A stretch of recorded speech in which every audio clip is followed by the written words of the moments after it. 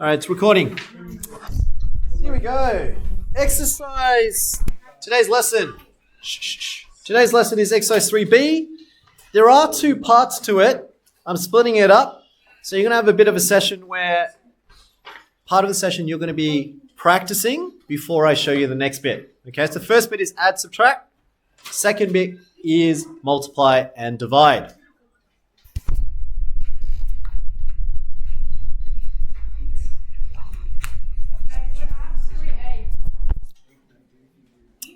Three B. Okay, well, you're going to come up here and grab it because I was walking around giving it out. So if you haven't picked it up, it's up here. If you're missing it, go grab it. And you're in charge of your own notes. Remember, I only print out once. You lose them, you print it yourself. But you need to be organized. You come in with a textbook, you come in with your notes. Here we go. Exercise 3B. Before we get on to 3B, let's do a recap. Last session, we did exercise 3A. Exercise 3A was known as equivalent fractions. Here's an example of what we did last session.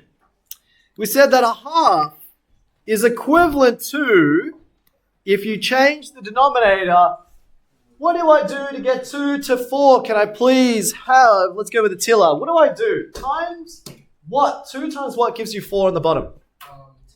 Times 2. Now we know that whatever you do to the bottom, you must do to the top. So then if you times denominator by 2, then the top number, which is the numerator, times that by 2, you get 2 over 4. Now 2 quarters is the same thing as a half. We also knew that if you times the numerator by 3 and the denominator by 3, 3/6 is also equal to a half. But then I taught you the reasoning. I said, well, why is that true? Because we can't do that for addition. You can't do a half plus 2 and plus 2, and you would say that is equivalent to 3 over 4.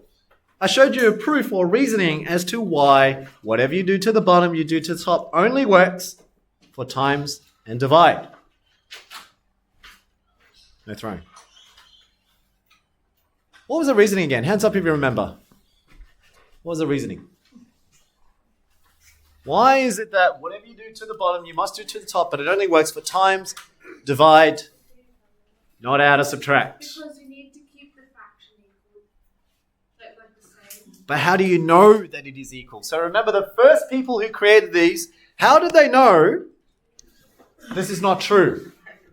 Because you guys now know it's true. You can probably think of it visually as well. But before this was invented, fractions was invented, someone had to know 1 over 2 was not the same as 3 over 4. There had to be a reasoning to it. I showed you a proof to this. No one? All right, I'm going to guide you again. Actually, I'll start off with this. What's 3 times 1? 3. What's 4 times 1? 4. What's 5 times 1? 5. So every time you times 1, it's itself, right? So if I asked you, what is half times 1, what would the answer be? Half. Now this is the key part, that times 1 there. What's 1 as a fraction? 1 over 1. 1 over 1. So we can rewrite this as 1 over 1. Now here's the reality. 1 over 1 means 1 divided by 1. 1 divided by 1 is 1. But that's not the only division that you can get 1. 2 divided by 2 is also 1. So instead of writing 1 over 1, who said I couldn't do 2 divided by 2? Because 2 divided by 2 is still 1, and then half times 1 is still equal to half. All right, let's start here. Do you get half times 1 is half? Is that true? Yeah. Okay. 1 as a fraction, is this still true? Yeah. Okay, so 1 times 1 is still 1. 1 times 1 is still 2. True? Okay, now, I want you to think about this, Mateo. What's 1 divided by 1? 1. Okay, so 1 divided by 1 is 1. What is, listening, I want others to listen to this too, because this is the key concept. Mateo, what's 2 divided by 2? How many 2's fit in 2? 1. 1. What is 3 divided by 3, Mateo? 1. What's 4 divided by 4? 1. Okay, so 1 divided by 1 is 1, but if you write it as a fraction, it was 1 over 1. 2 divided by 2, which is the same thing as writing 2 over 2. 2 divided by 2 is 1. And 3 divided by 3 is the same thing as writing 3 over 3, right? So if this is all equal to 1, that means you don't have to write just 1 over 1. You can write it as 2 over 2, because 1 divided by 1 is still 1. 2 divided by 2 is still 1, and it's also still equal to 3 divided by 3 was still equal to 1. Does that make sense? This bit? Is this bit the confusing bit? Because if it is, I can work with you individually. Is that the confusing bit? Yeah. All right, cool. That's all right. I'll work with you individually. Now, for the rest of you, if you understood that 1 divided by 1 is still equivalent to 1, you can still have 2 over 2. That's why if 2 divided by 2 is still 1, that's why if you work out the left-hand side, 1 times 2 in the numerator gives you 2, and then 2 times 2 in the denominator gives you 4. That's why we know half is equal to 2 over 4. That was the reasoning. Okay, listening. Thanks, team. Don't speak while I'm speaking. I find that highly disrespectful.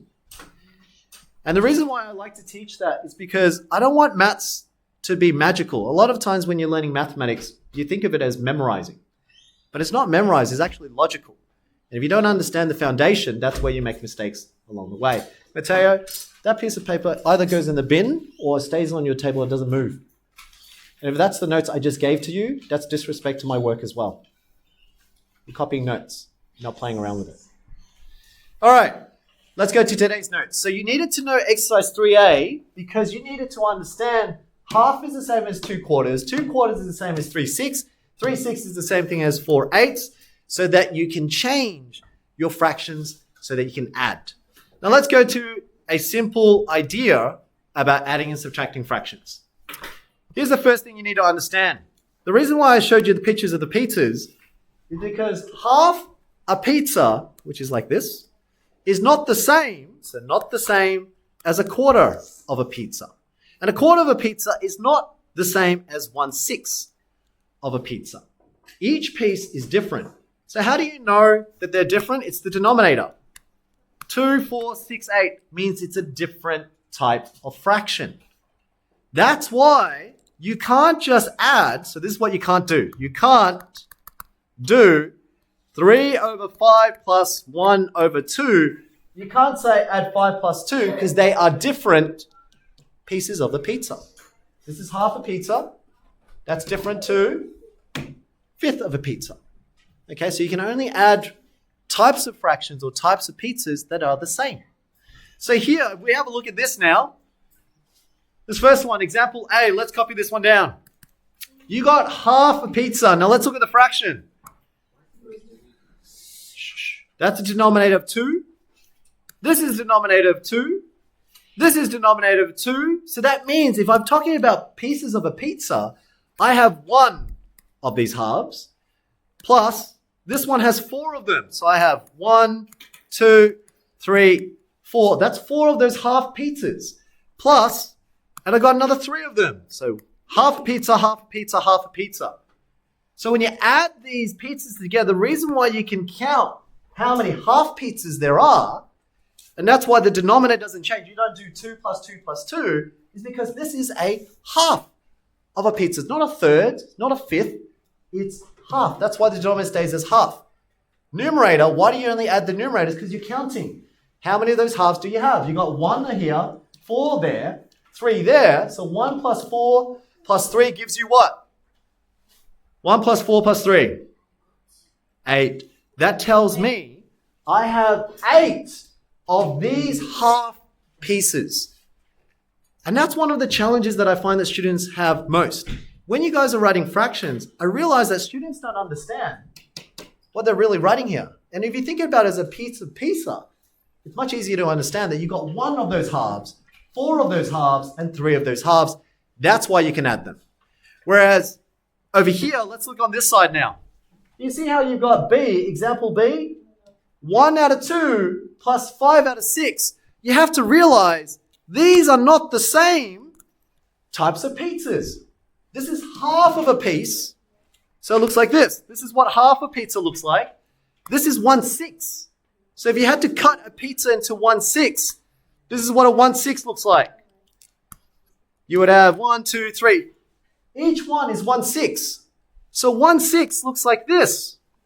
And what this is saying is you've got 5 of these 1/6 and you've got 1 of these halves. That's why you can't count them. And that's why one of the first skills you need is, well, how do you rewrite them so that they are the same types of pieces?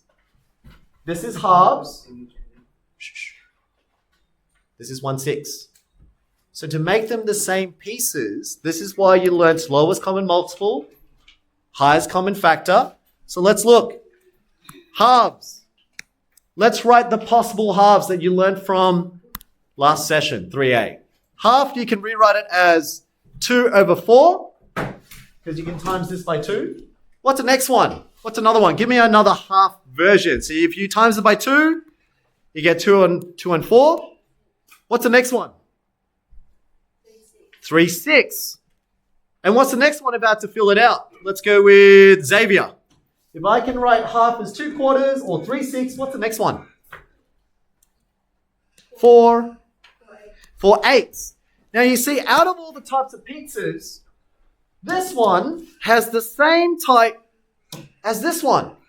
That's why we rewrite the equation. We say, well, half has a different type of piece, but why don't I rewrite it as 3/6? Because that's saying that out of the 6 pieces, I've now got 3 of them. So this half piece up here, instead of saying 1/2, I can say I've got 3 of those 1/6. Now they're the same types. That's why you can add them. So that's why in the bottom here, when you rewrite them, this is the same thing as writing 2 out of 12, 3 out of 18, and then 4 out of 24. That's your equivalent fractions from 3A. And if you put it all together now, 1/2 plus 5/6, you need them to have the same type of fraction. 1/2 is the same thing as writing 3/6. Because they are the same pieces now, you can say, well, I got 3 in the first one, and I'm adding another 5. 1, 2, 3, 4, 5. How many of those 1/6 do I have? I've got a total of 8, 6. Copy that down. This is one of the key understandings. What students generally find hard to understand is the understanding why do we have to have the same denominators when you're adding or subtracting. And the logic to that is because each piece of a pizza is different. Every fraction that you get with a different denominator is different from another. Thanks, Xavier. And because of that, if you want to add fractions or you want to add pieces of pizzas together, they have to be the same piece. It's like your chairs. You see, if you were to count the chairs in this room, there are different colored chairs here. If I asked you how many of those gray chairs there are, you only count the gray chairs. You don't count every single chair. Same thing with fractions. 1/2 and a 6 is different. That's why you can't just add them together. You have to make sure they're the same type. To make sure they're the same type, check the denominator. That's what you're doing. How do you change the denominator? Use equivalent fractions. So what did I do here? How did a half become 3/6? That was last session.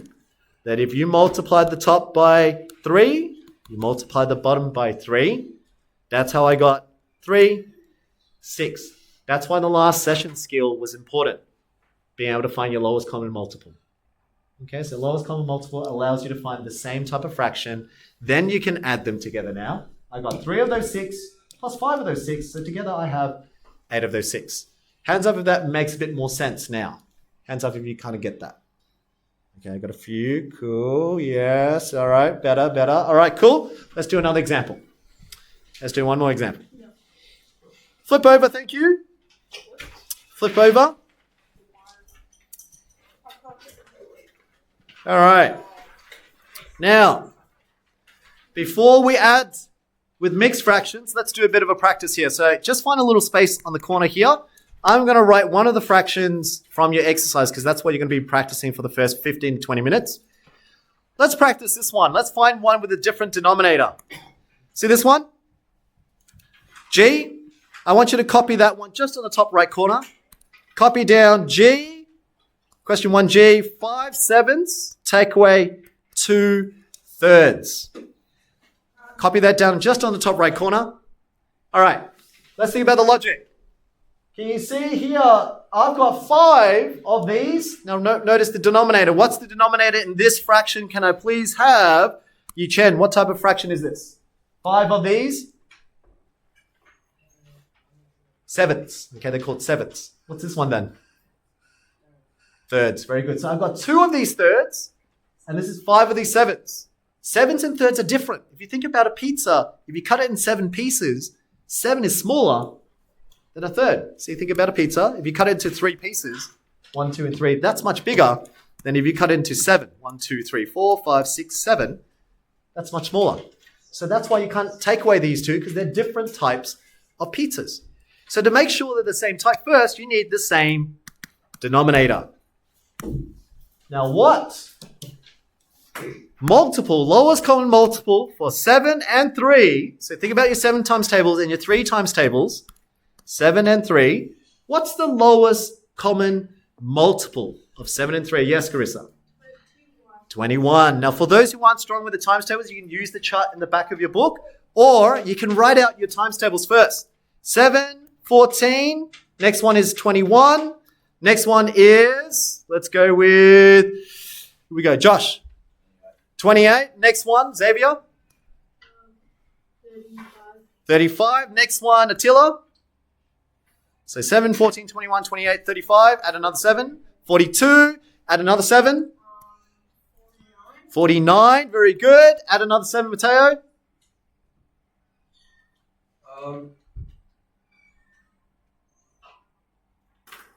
50. 6. Very good. So what you can see here, these are multiples of 7.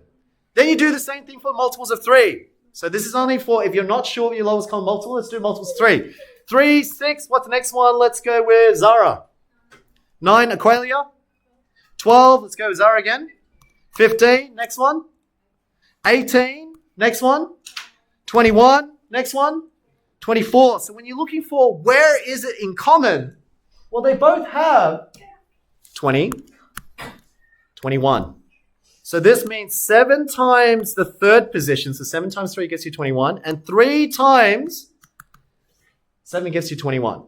So that's why you can then use what you learned from the previous lesson. You can say, well, 5 sevens. If I want to change 7s to 21, because they both share 21, then I can say, well, 7 times what to get you 21? It was 7 times 3. If you times the bottom by 3, you have to also, very good, times the top by 3 as well. 5 times 3 gives you 15. So this is now 15 of these 21s. Minus, now to change 3 to 21, we knew was 3 times 7. So if I times 7 to the bottom, I also have to do to the top. Fitzroy, what's 2 times 7? 14. Now these are the same types of fractions. They are the same types of pizzas. You can count them. You got 15 of those 21s. Take away 14 of those 21s. How many do you have left over? 1 over 21. Beautiful, Attila. You starting to get that? So it's the type of fraction. When you see the denominator, you have to think of it as it's a piece of a pizza. And you're just counting, adding and subtracting. Does that make a bit more sense now? All right, so that's the first 2 questions. Go back to your notes. Here we go. Let's have a look at this one now. How do we convert? And this is the last bit for this moment, and then I'll come back with multiplication division later. But let's start off. How do we convert mixed fractions to improper and then improper back to mixed? So let's say I got 3 on 2. 3 over 2, I want you to understand it as, if you actually read it as a piece of a pizza, 3 halves really just mean this is a half a pizza and I've got 3 of them. That's half, half, half. That's 1, 2, 3. So I've got 3 of those halves, right? Now, can you see that 2 of these halves, what does that make? If you've got 2 halves of a pizza, you actually have 1, one whole pizza. But then if this makes one whole pizza, you still have half a pizza left. That's why they usually say 3/2 is equivalent to one whole pizza and an extra half. That's the logic, right? Now, for those who aren't seeing the logic, you don't want to draw pieces of pizza every time you do it. There has to be a quicker way. Here's the quicker way. 3/2 actually means 3 divide 2. Let's go back to our long and short division that you did back in term 1, chapter 1. You're saying how many 2's fit into 3? So 2 goes on the outside. Be careful of that. Most students write the 2 in the inside. It's actually how many 2's fit into 3. So here we go. How many 2's fit into 3? So how many 2 fits in 3? Can I please have, let's go with Ollie. How many 2 fits in 3? 1. Very good. Fits in once. Remainder what, Charlie? 1. So it fits in once, but there's still an extra 1 remaining over, so 1 remainder. So how do you write it as a mixed fraction? 3 divided by 2 goes in one whole with a remainder of 1 out of what you were dividing by. So you were dividing by 2 because those are your types of fractions. It's out of half. So it's 1 remainder out of 2. This is how we change it from improper to mixed fraction. Improper to mix. Okay, so write this as part of your notes if you didn't know. So improper to mix, you just divide them. So literally what you're seeing here, improper to mix. So a mixed fraction would be 1.5. So that's the mathematical process to it. How do you convert the other way?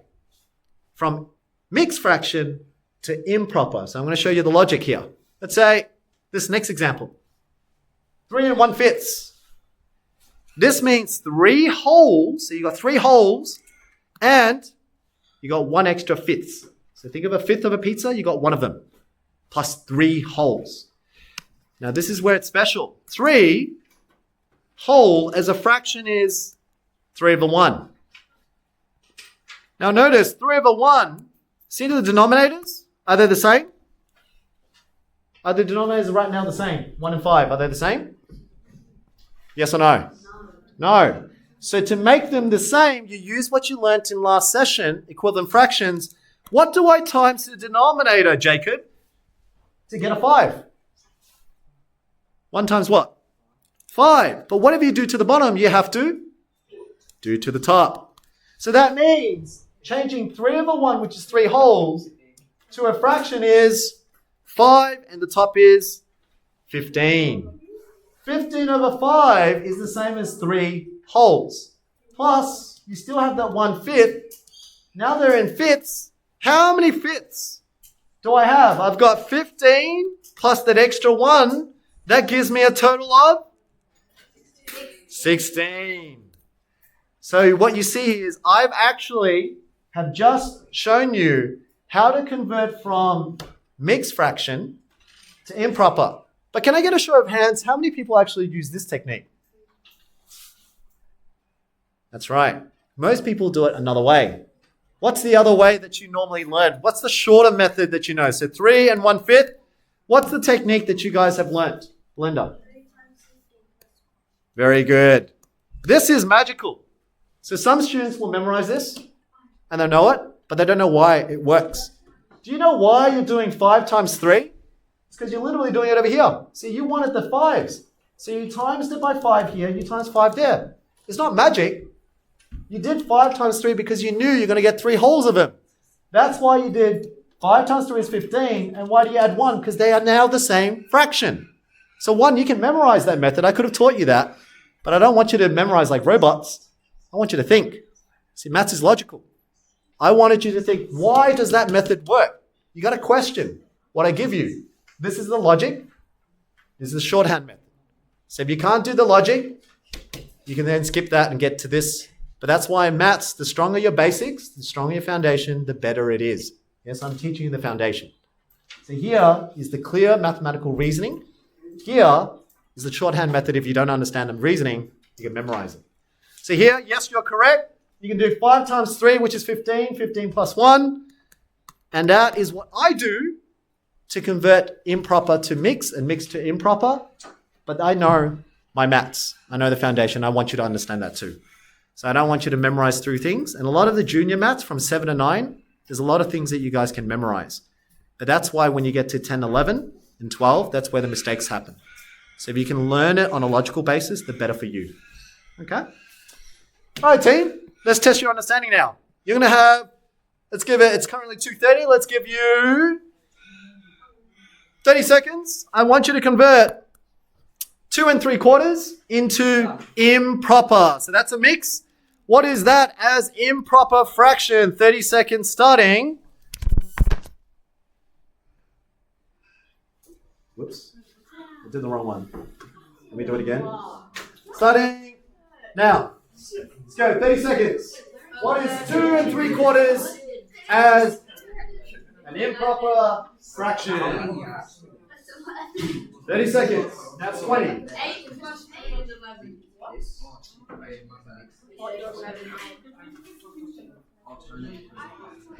10 seconds. 10 seconds, Jacob. 5, 4, 3, 2, 1. Hands up if you are confident with this answer. Okay, Attila, go. Guide me. 2 times 4. Yep. 8 plus 3. Which is? 11 over 4. Hands up if you got 11 on 4. Beautiful. Okay, so today's lesson, you'll be working addition, subtraction. When you're working with this type of question, change them to improper before you add them. I'm going to give you now, because it's 2:32, I'm going to give you 15 to 20 minutes to work on questions 1 to 3. This is what 1 to 3 looks like. I only want this bit. And then I'll do the notes for the next bit. But 1 to 3, I'm going to come around. I'm going to check that you know how to add numbers normally, and then mixed fractions is the third question. Next bit, I'll show you the notes, and that's it. Okay, the following lesson will then continue on with 3B afterwards. Okay, so I want the first half done correctly before we do the second half. All right, let's go with this one. I'm going to zoom in. If you got 15, 20 minutes, I want you to work on question 1 to 3. Make sure, pick a variety, do an addition, do a subtraction. Make sure to do some mixed numbers and then same denominators and mixed denominators. I'm going to pause the video.